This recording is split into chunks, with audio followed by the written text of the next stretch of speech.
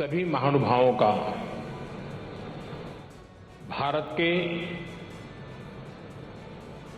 कोटि कोटि पशुओं की तरफ से, भारत के कोटि कोटि नागरिकों की तरफ से, भारत सरकार की तरफ से हृदय से बहुत बहुत स्वागत करता हूं।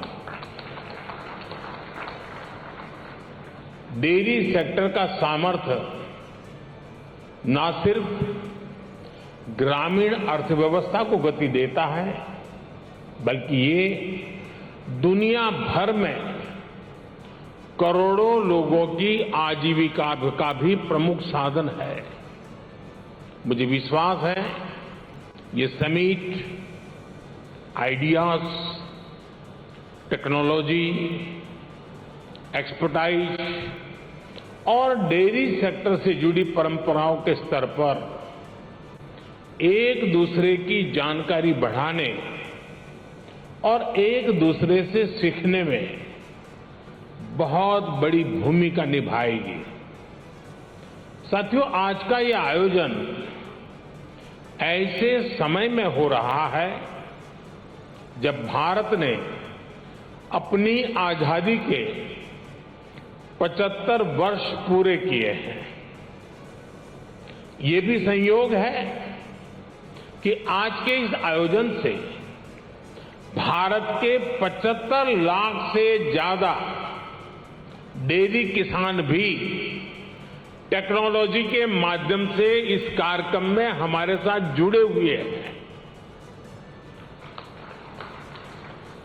इस तरह की समिट के लिए और उसमें लास्ट माइल बेनिफिशियरी हमारे ऐसे ही किसान भाई बहन होते हैं। मैं वर्ल्ड डेयरी समिट में अपने किसान साथियों का भी स्वागत करता हूं, उनका अभिनंदन करता हूं। साथियों, पशुधन और दूध से जुड़े व्यवसाय भारत की हजारों वर्ष पुरानी संस्कृति का अभिन्न हिस्सा रहा है।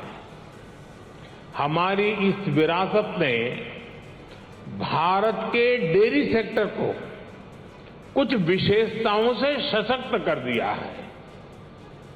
इस समिट में दूसरे देशों से जो एक्सपर्ट आए हैं, मैं उनके सामने इन विशेषताओं का विशेष रूप से उल्लेख करना चाहता हूं। साथियों, विश्व के अन्य विकसित देशों से अलग भारत में डेयरी सेक्टर की असली ताकत छोटे किसान है। भारत के डेयरी सेक्टर की पहचान मास प्रोडक्शन से ज्यादा प्रोडक्शन बाय मासिस की है। भारत में डेयरी सेक्टर से जुड़े अधिकांश किसानों के पास या तो एक पशु है, 2 है या 3 पशु है। इन्हीं छोटे किसानों के परिश्रम और उनके पशुधन की वजह से आज भारत पूरे विश्व में सबसे ज्यादा दुग्ध उत्पादन करने वाला देश है। आज भारत के 8 करोड़ से ज्यादा परिवारों को ये सेक्टर रोजगार मुहैया कराता है। भारत के डेयरी सेक्टर की यूनिकनेस आपको अन्य जगह पर शायद ही कभी कहीं मिल जाए। आज वर्ल्ड डेयरी समिट में इसका जिक्र मैं इसलिए भी कर रहा हूं क्योंकि विश्व के अनेक गरीब देशों के किसानों के लिए ये एक बेहतरीन बिजनेस मॉडल बन सकता है। साथियों, भारत के डेयरी सेक्टर की इस खासियत को एक और यूनिकनेस से जबरदस्त सपोर्ट मिलता है। हमारे डेयरी सेक्टर की दूसरी विशेषता है भारत का डेयरी कोऑपरेटिव सिस्टम। आज भारत में डेयरी कोऑपरेटिव का एक ऐसा विशाल नेटवर्क है जिसकी मिसाल पूरी दुनिया में मिलना मुश्किल है। ये डेयरी कोऑपरेटिव्स देश के 2 लाख से ज्यादा गांवों में करीब करीब 2 करोड़ किसानों से दिन में 2 बार दूध जमा करती है और उसे ग्राहकों तक पहुंचाती है। इस पूरी प्रक्रिया में बीच में कोई भी मिडलमैन नहीं होता और ग्राहकों से जो पैसा मिलता है उसका 70% से ज्यादा सीधा किसानों के जेब में ही जाता है। इतना ही नहीं, अगर मैं गुजरात राज्य की बात करूं तो ये सारे पैसे सीधे महिलाओं के बैंक अकाउंट में जाते हैं। पूरे विश्व में इतना ज्यादा रेशियो किसी और देश में नहीं है।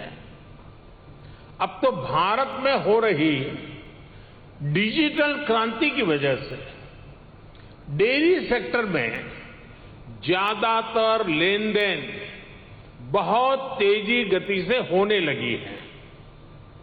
मैं समझता हूं भारत की डेयरी कोऑपरेटिव्स की स्टडी, उनके बारे में जानकारी, डेयरी सेक्टर में डेवलप किया गया डिजिटल पेमेंट सिस्टम दुनिया के बहुत से देशों के किसानों के बहुत काम आ सकता है।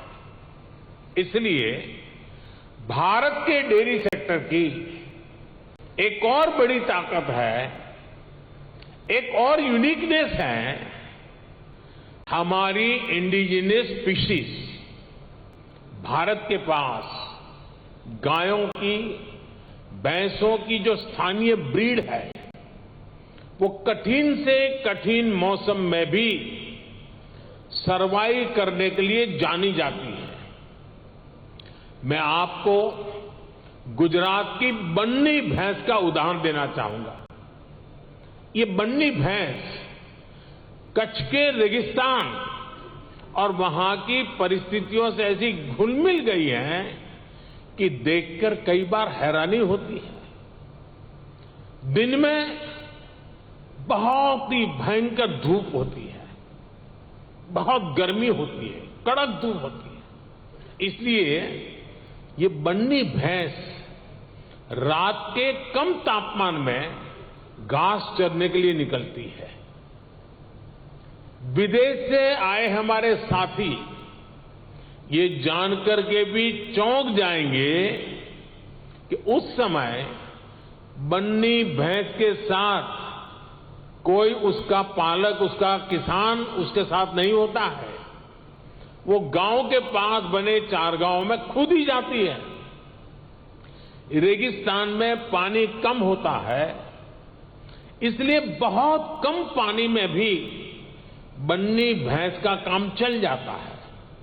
बन्नी भैंस रात में 10-10, 15-15 किलोमीटर दूर जाकर घास चरने के बाद भी सुबह अपने आप खुद घर चली आती है। ऐसा बहुत कम सुनने में आता है कि किसी की बन्नी भैंस खो गई हो या गलत घर में चली गई हो।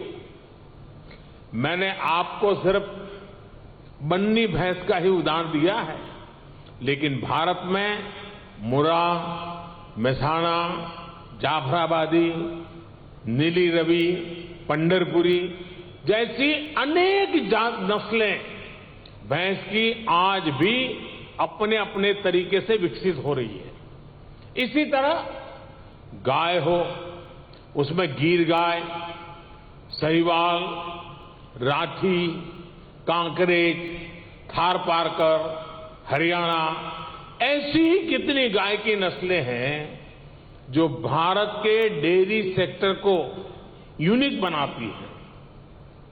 भारतीय नस्ल के ये ज्यादातर पशु क्लाइमेट कंफर्टेबल भी होते हैं और उतने ही एडजस्टिंग भी। साथियों, अभी तक मैंने आपको भारत के डेयरी सेक्टर की 3 यूनिकनेस बताई है जो इसकी पहचान है। छोटे किसानों की शक्ति, कोऑपरेटिव की शक्ति और भारतीय नस्ले पशुओं की शक्ति मिलकर एक अलग ही ताकत बनती है।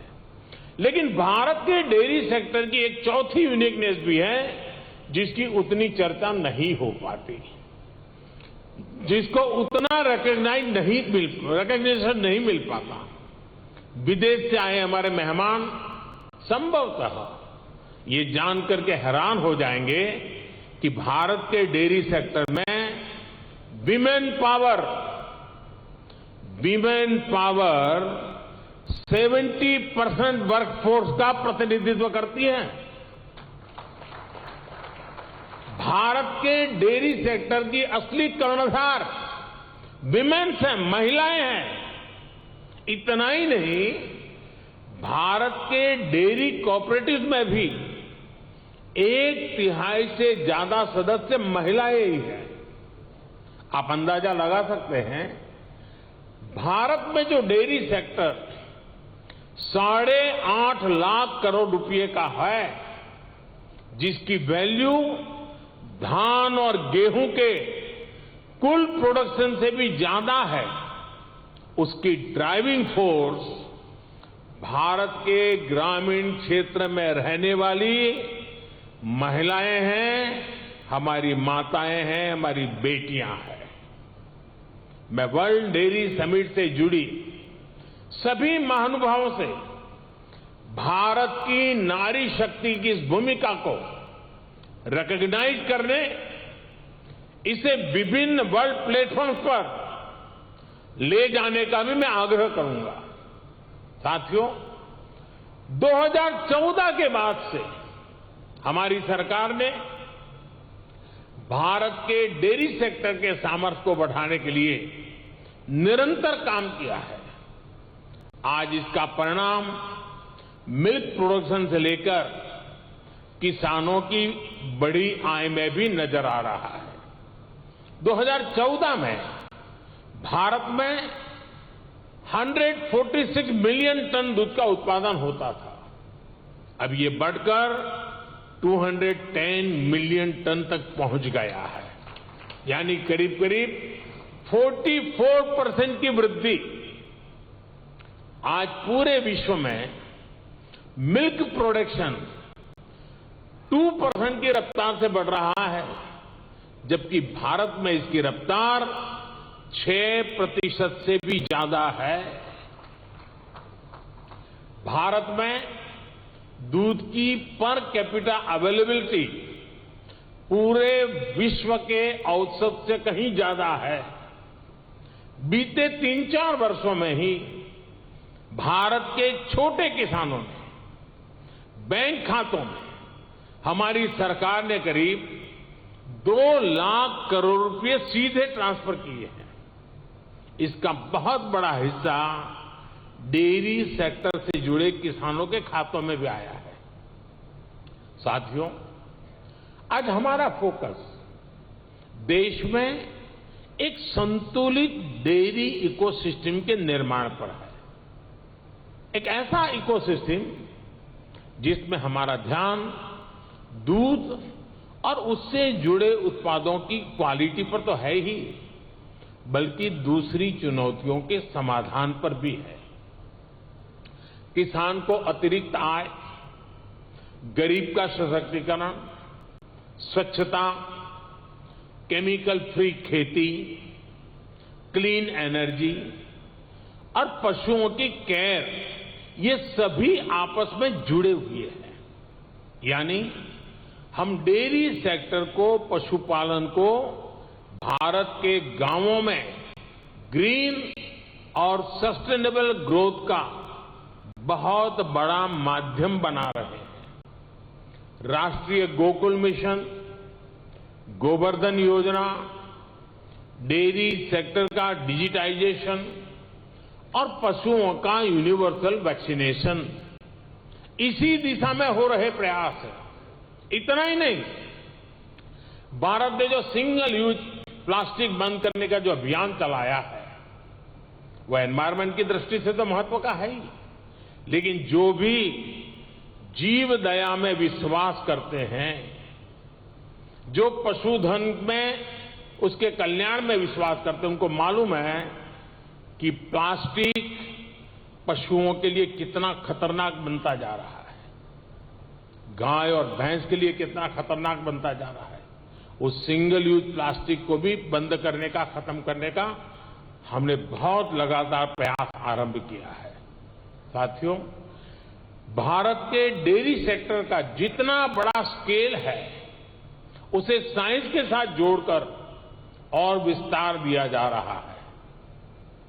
भारत डेयरी पशुओं का तो प्रधानमंत्री नरेंद्र मोदी इस वक्त ग्रेटर नोएडा में विश्व डेयरी सम्मेलन में संबोधित करते हुए और बताते हुए कि कैसे इस सम्मेलन के बाद भारत को भी फायदा होगा और दुनिया भर को भारत से भी बहुत कुछ सीखने को मिलेगा।